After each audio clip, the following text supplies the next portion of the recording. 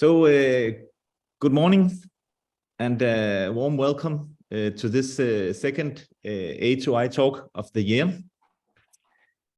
Today, we are very fortunate to have with us Henrik Wollesen, who is the CEO of Engsko United Milling System.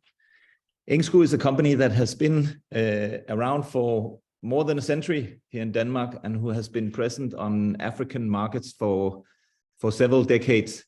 So I'm very excited to hear about Henrik's experiences on the African markets. As for the format of today, we will start out by Henrik giving a 20-minute presentation. Yeah. Then we have 20 minutes for discussion. As we go along, you can post your questions in the chat, or you can raise your digital hand when we get to the discussion part of today, or you can just simply interrupt and pose your question. So I think in order to keep time, that is what I have from my side, and I'll hand over the screen to you, Henrik. Let me just say that we're recording this session. We know that some people who are not available today will go in and listen to the sessions at other times. So just to let you know, we are recording. But Henrik, take it along. Excellent. Thank you very much. Well, thank you very much for this opportunity, Thomas, to with access to innovation about Engsko and our experiences in Africa and so on. I hope you can all see my screen now. Yes. Yeah. So I'll just jump right out into it and tell you a little bit about Engsko first. We started up in 1900 actually, producing millstones, grinding mills, milling plants, and related equipment. And since then we have expanded into mainly Europe, Middle East, and Africa, which is our main markets. We have production facilities now in Denmark. Here we have our millstone factory in Ethiopia. We have a millstone factory in India. We have a grinding mill factory in South Africa, and we have a general machining factory in Ukraine that produces our small hand mills. So what we do today with our solutions is that we produce milling solutions for grinding of grains, different types of grains, spices, and coffee. As an example, now that we're talking Africa, quinoa, teff, millet, and sorghum are some of the crops that the Engsko mills is very good at. Products. As of today, we have, I believe, more than 30,000 grinding mills out in the different parts of the world, from Bolivia to Burkina Faso, Saudi Arabia, Yemen, and so on. And we today produce our millstones mainly in Ethiopia, where we do about 22,000 sets of millstones every year. Out of those 22,000, approximately half of them goes to the local market in Ethiopia. The rest goes for export to mainly Northern Africa, Middle East, Africa in general, and also Latin America.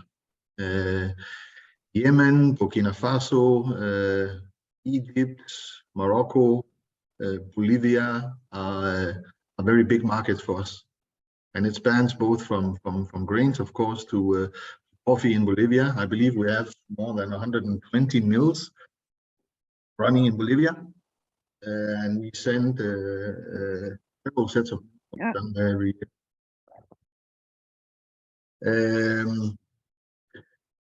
Our customers, I should just push a little bit on that, is these days our customers are farmers, it's cooperatives in Africa, it's bakeries and restaurant chains, small-scale industrial plants for companies probably know Aurion here in Denmark. And then we have Maisha flour mills in Kenya, Bob's Red Mill in the US, Le Bourgeois in France. We have many customers around the world, and our focus these days is mainly grinding mill plants, and then also, of course, our standard and standalone grinding mills and millstones.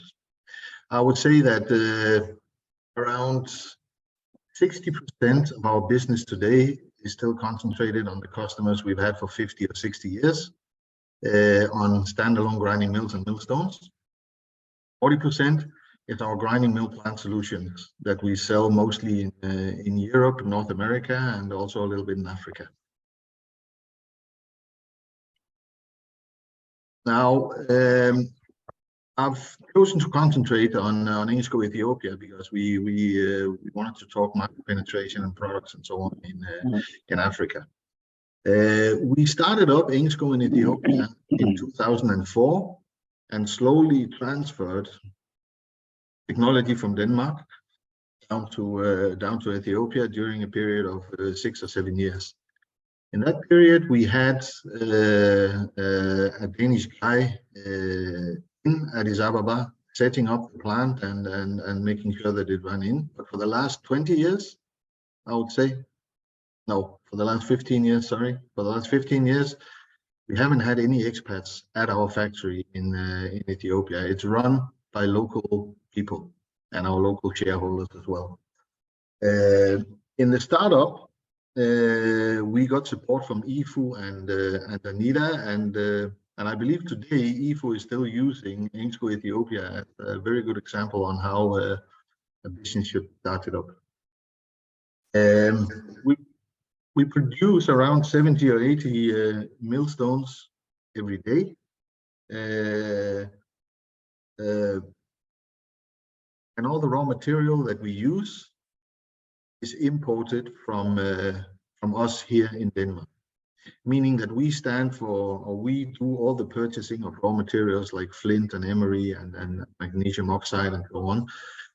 We send it down to Ethiopia, they produce it, and we buy back the stones from the factory that we use for our export customers. That way, we are actually doing two things in Ethiopia at the moment. We are supporting the local economy. We have 47 employees in Ethiopia, and we also support Ethiopia as an export market. About half of what we produce, we actually sell out of the country to Engsko here in Denmark. So it's a very good example of how to set up a factory. Now, I want to talk a little bit about meaningful stakeholder engagement, because of course it's not easy to start up a production in Africa unless you're there and unless you're fully focused on what it is exactly you want to produce and to what market. So when we started up, we actually took in our two biggest distributors at the time in Ethiopia and made them shareholders. So today we have two local shareholders and Engsko as well, where we sit on the majority of the shares. It is extremely important to find the right partners if you really want to do production in Africa. It's extremely important to find the right partners and making sure that you're on the same page of what you want to do and where you want to go.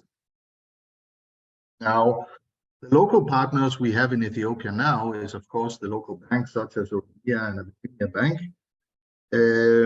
It has been extremely difficult for us to get the currency out of the country. When they buy raw material from us, they buy it in euros, of course, and we're supposed to get paid back in euros as well.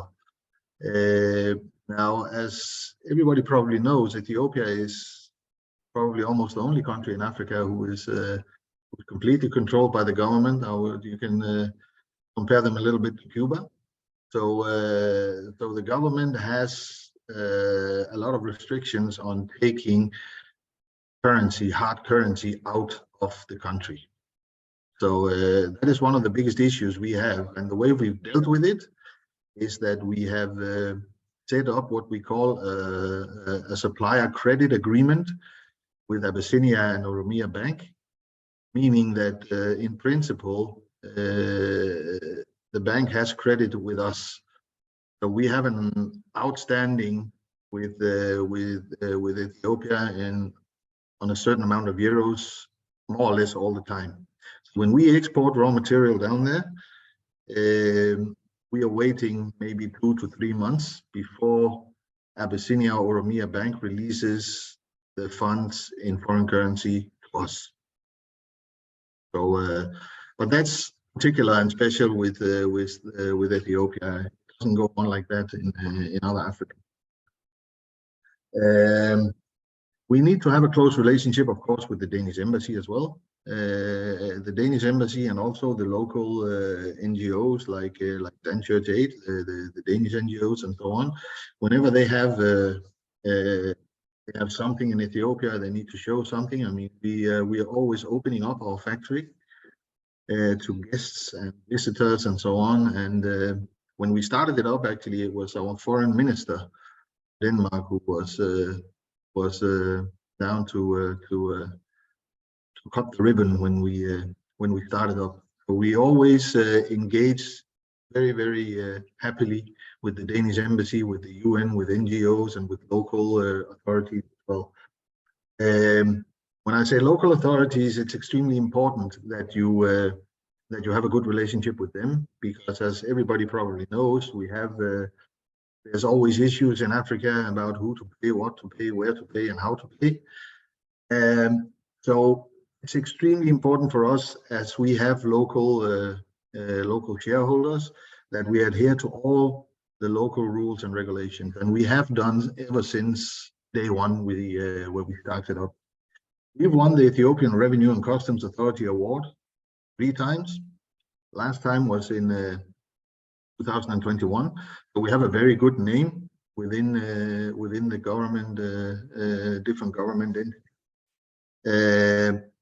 making it much better for us. I mean, if we're a known company and a known brand in Ethiopia, which we are, it makes it easier to discuss and talk with the local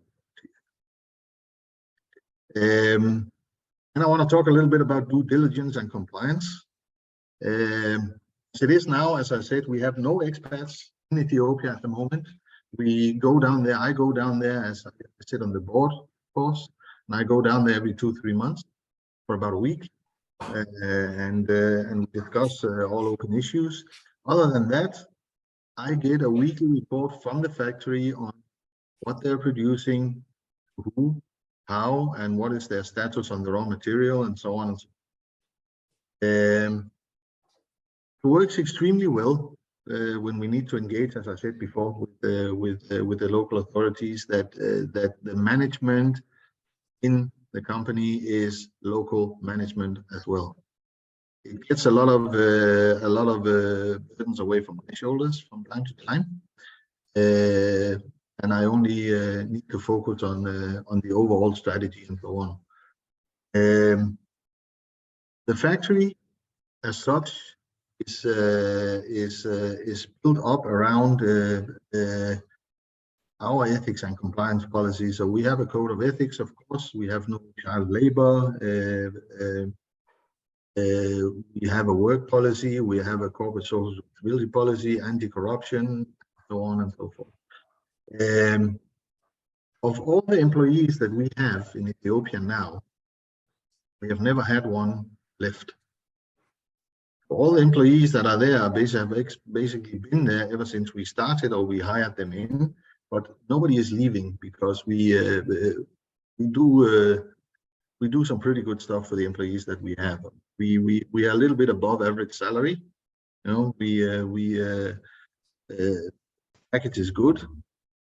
No resignations, as I said, and the private box that I've mentioned here is actually a box that we've set up where people have complaints. They have complaints, they can anonymously put in notes and so on.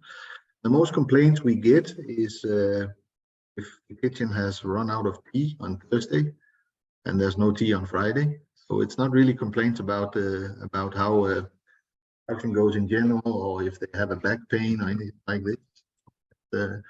It's the small things and the small issues, and we of course can take care of that on a daily basis. Prospects and challenges I've put in. The prospects, of course, is market potential if you want to start up in Africa. The market potential is huge. You have population growth, you have an increasing middle class, you have now a generation that has thirst for knowledge and innovation. You know, the older generation would usually, in my experience, would usually sit and wait the Danida money to come down, for the USAID money to come down, so they could pocket a little bit of that and do a little bit of this here and there. The new generation, I actually believe, is more thirsty for knowledge and more thirsty for wanting to do things themselves. That's what I experience, at least in Eastern Africa. My experience is also connected up with the fact that I used to live and have my own company in Uganda for 8 or 9 years, and I really see a positive change in the new generation. They want it more than the old generation. So if you look at the population growth and the increasing middle class, I think Africa in general is a market that you must not avoid. If you have products that is suitable for the African market, you definitely need to look into that market, either via distributor setup or setting up your own factory or your own production, or doing your own office in general in Africa. There's a lot of opportunities there, and I'm not just talking within agriculture. I'm also talking within consumer goods. I'm talking within cosmetics. I'm talking within water solutions, and so on and so forth. There's a lot of things coming up, and there's also a lot of innovation coming up locally from local people, which is a very, very good. What do you say? It's a very good thing that locals are actually also thinking about making new innovations and so on, which makes it more important for Danish companies, for instance, or North European companies to come in and share their knowledge as well. Hence, access to innovation, of course. Secondly, if you want to start up in Africa, there's plenty of support opportunities if you're a startup. In Denmark, you have eFood, Danida, the KF, the Export Credit Foundation, Nordic Development Fund, access to innovation, and so on. Locally, you will have the Abbey Trust in Uganda, you will have PASS in Tanzania, you will have Opportunity Bank, which is in many countries in Africa. You will also have the UN and the NGO, where you can do a DMDP project with Danida, for instance, which we are part of right now. But there's a lot of opportunities for funding if you just do your due diligence, and if you can provide a good introduction, a good due diligence, and so on, there's money to get starting up in Africa in general. Now, I would say that the prospects, I don't know all of Africa, but I do know Eastern and Southern Africa mostly, and a little bit in the West, which is Ghana and Nigeria. I would say that there are right now positive environments in East Africa and also in Southern Africa. If you take maybe not South Africa itself, but if you take Mozambique, if you take Zimbabwe, which will come out eventually, Zambia, and so on, there's plenty of opportunities to catch there. Definitely also in Tanzania, Kenya, and also in Uganda. Even though Uganda has had a little bit of a standstill, I think, at the moment, with the president has been there for a bit too long. But in general, the investment opportunities are good. The challenges, of course, is again finding your local partner is essential. And even though you found your local partner and you're starting up production in Africa, it is also essential that you are there yourself. You can't be in Denmark for 2 weeks and then come back to Kenya or Tanzania, for instance, for 10 days, go back for 2-3 weeks, and come back again for 10 days and so on. That doesn't work. in a startup, particularly not in Africa, because there's things that needs to be done every single day. Every single day. It's not like starting up a daughter company in the US and you think it'll run. That's not the way it works in Africa. And then there's also the time schedule. You need to make sure that you set off at least 2 to 3 years for your business to grow in Africa. For the first 2 years or 3 years, even 4 years in Ethiopia, we did not make any money on the milk stores. We absolutely did not, but we had the patience and we continued because we knew there was a market for it. And today we are doing extremely well. Let me put it that way in Jysk terms. But finding the right partner or the representative, if you don't want to produce, and your documentation also needs to be flawless. By that I mean, if you find a local partner, you have to make sure that you're on the same page. The contracts, everything that you want to write down. If you want to have an agreement on royalty payments on something that you put down there, or something, you have to put everything in writing and make sure that you agree. Have both a local lawyer and also a lawyer in your own country look at the contracts and make sure that. Now, for the local authorities, I put in on challenges as well, because when you register the company and the products, I put in envelope money. I think everybody knows what I mean. It's a time-consuming process. It's very, very time-consuming. That's why I'm saying that you also have to be there all the time. The local registration of a company and so on, I believe it's extremely important that you have your own local lawyer with you to do that process. Because sometimes if you come as a European person or an American person or something, and you come into Africa and so on, and you can just waltz into to the registration office in Kenya or Uganda and so on, I mean, it's gonna take a while. Trust me. You need to have that local partner in place to do those kind of things and so on. Then for the challenges, I've also put production, because I think it's extremely important that when you start up a factory, you cannot downplay the fact that you need to have skilled workers, and you need to have skilled workers both for the factory but also office workers and so on. You need to screen them properly. That is extremely important, because you can get a lot of people in that you think are good, but at the end of the day, it will take you 3 to 6 months to find out if they were actually good or not, and then you've lost 3 to 6 months in your business plan, more or less. So extremely important to do screening of the workers and the employees. I don't know if you can see this video. Supposed to start here. So I want to show you a video of a project that we've done in Ethiopia with Dan Church. But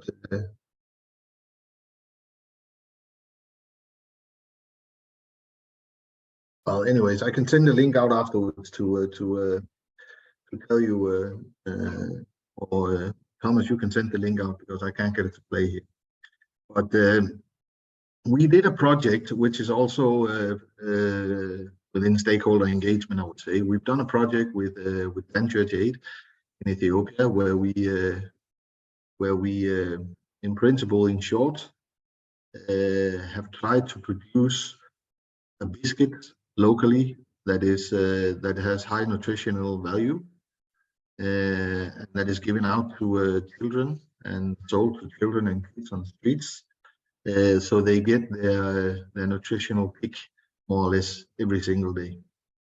So Dan Church Aid started up that project together with P4G, and we went in as a partner together with Novozymes and with Ala, who did the recipe. Novozymes did the enzymes, added enzymes instead of sugar.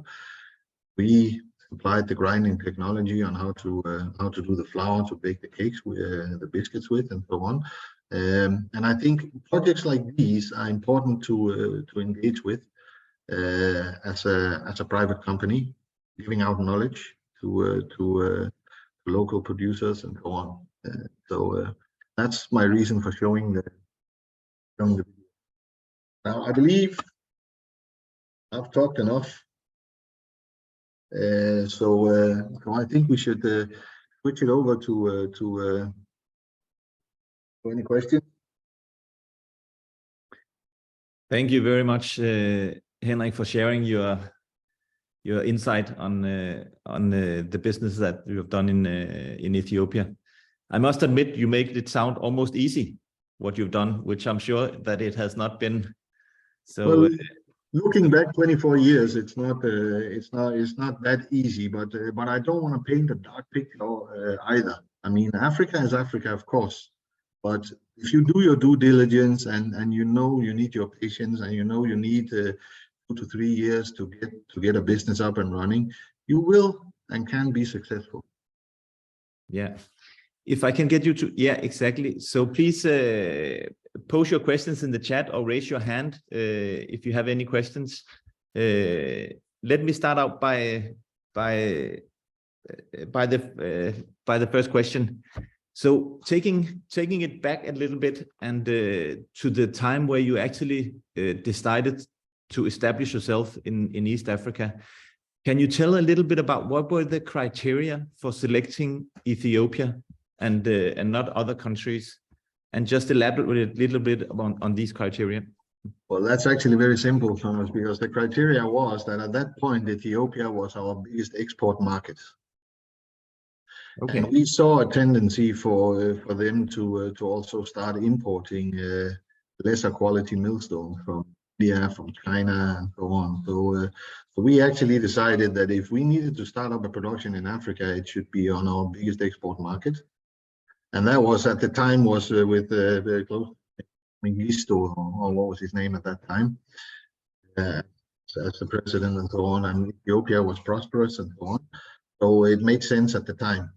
Looking back, of course, today, I would probably not have chosen Ethiopia because it's extremely difficult to run a foreign business in there with the currency restrictions and so on. I mean, we're having big troubles getting our profit out.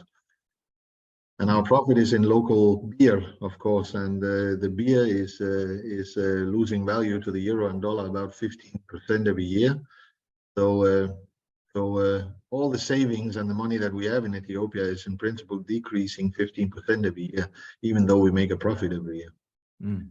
So it's difficult to get the money out. So I wouldn't choose Ethiopia today as a production site, but I wouldn't mind choosing Tanzania, Kenya, Uganda, Ghana. I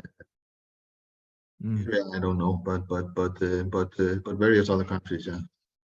You said that 50% of your total sales are in Ethiopia. Mm. Can you elaborate a little bit about what are you doing to try to penetrate markets in the neighboring countries? Well, the thing is that when you take stone milling and hammer milling, for instance, it's according to tradition, and in Ethiopia they have teff. And traditionally, they've always grinded teff on stones. Mm. So that is a natural big market for us. Kenya and Uganda, for that matter, the market is not so big because in Uganda they don't eat the maize meal so much. They eat matoke, boiling bananas, and so on. So the market for stone milling in Uganda is not that big. It is big when you're talking about small-scale grinding mill plants and so on, but as standalone mills, we don't have that much in Uganda. You have it in Tanzania, but they have a tradition of doing a lot of hammer milling. So us competing in Tanzania is difficult, but we do sell a lot of our mills in Tanzania, not a lot, but some good mills for spices and coffee as well. Okay. In Kenya, we only do grinding mill plants, more or less. Mm. We don't really sell standalone mills and stones. Okay. So the biggest markets for us in Africa is Burkina Faso, it's Morocco, Algeria, Tunisia, Egypt, Libya, even Sudan as well. Those are the biggest markets for our standalone mills and stones. And we've increased our market share there by putting up that factory in Ethiopia as well, because of logistics, of course, but also because of reduced production costs. Yeah. Okay, interesting. Please share your question or raise your hand if you have any questions. Otherwise, I'll just go along. You mentioned that you have 2 local shareholders on board, which I thought was very interesting. Can you just tell us a little bit about the importance of having local investors or local owners on board? Well, as I said before, Thomas, it's extremely important to have the local investors on board and be on the same page with them. And our local investors and customers with Engsko since the 1980s. Even when I was an intern with Engsko in 1995, I was driving these 2 guys around to get spare parts from our factories here in Denmark and so on. But we've known each other for a very, very long time. That's important. And if you haven't known each other for a very long time, it's extremely important for you yourself to do your due diligence and follow your gut. You know, make sure that these local guys are actually seeing the same possibilities that you are, and not just seeing a gain for themselves, which is sometimes difficult to find out in the short run. But it's extremely important also locally to have someone in Africa, in that country, that knows the country, knows their way around, knows how to penetrate, knows how to push and so on, and knows where to not waste time and so on and so forth. It's extremely important. Yeah. Let me just one question before I send it on to you, Michael. So also, I'm pretty impressed that you have this facility running purely on local staff. So the investors, were they part of the recruitment of these staff as well? Yes. Yeah. They were, of course. I mean, we said that we would put down to get the production up and running. We would, of course, put down an expat that could be there for a year or 2 to teach the locals. But we had absolutely more or less nothing to do with the recruitment of the local people in Ethiopia. Okay. That was done solely by our shareholder, and that is also the case today. We have a mutual agreement that we don't interfere in human resource in general at the factory, but we do interfere overall in the production in terms of getting the raw material, making sure it comes down there on time, and so on and so forth. Okay, excellent. Michael, there's a question from you. And thank you, Henrik, for this very interesting journey you shared with us. It's a more practical question I have. How did you handle the economy during the startup process? Did you handle it or manage it from Denmark, or did you have actually a person involved in Ethiopia, an expat who also had a share within the setup? Or so that we often hear that these partners abroad, they run away with all the cash, and then you will never see them again if they get access to your accounts and stuff. So how did you manage that from the beginning? Well, it's actually very simple, Michael. What we did is we said, listen, we're coming with innovation, we're coming with our technology, we're coming with how to millstones and so on. So you guys have to come with the land and the buildings and also some cash to start it up. You know, so getting the local partner involved is also getting them involved cash-wise. If they invest, and we have more than 50% of the company, but if they invest and if they have money in that company, they're not going to run away. So that's basically the best way to do it, I would say.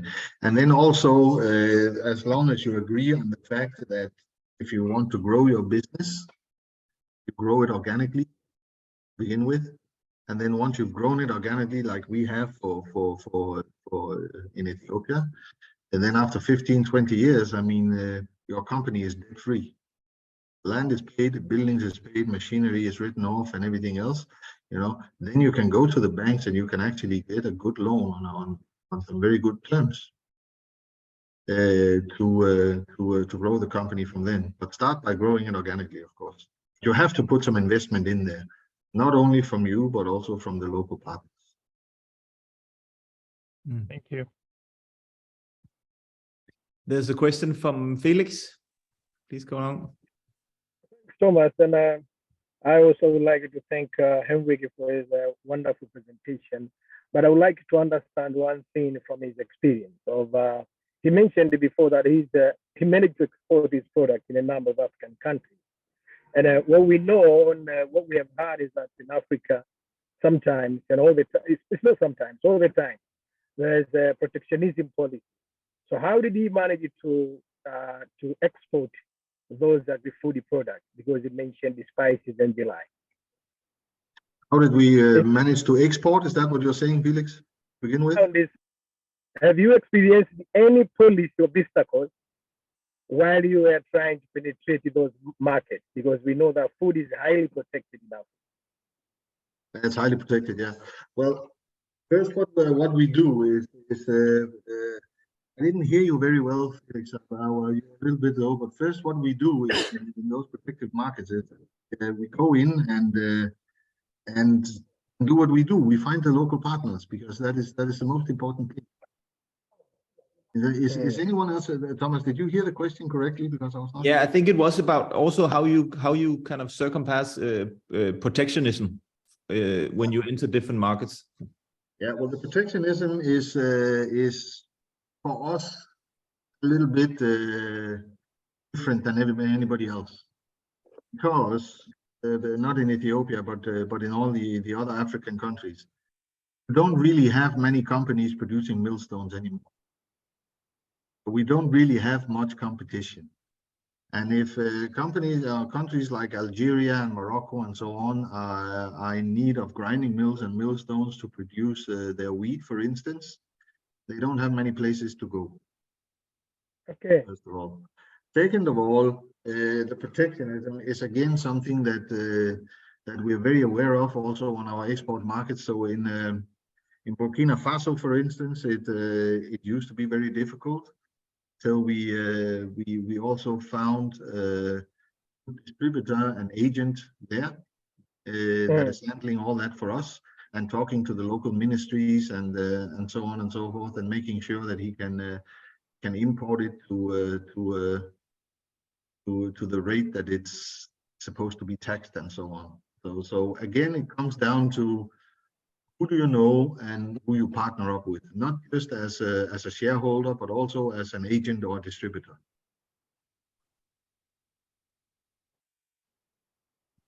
Thank you.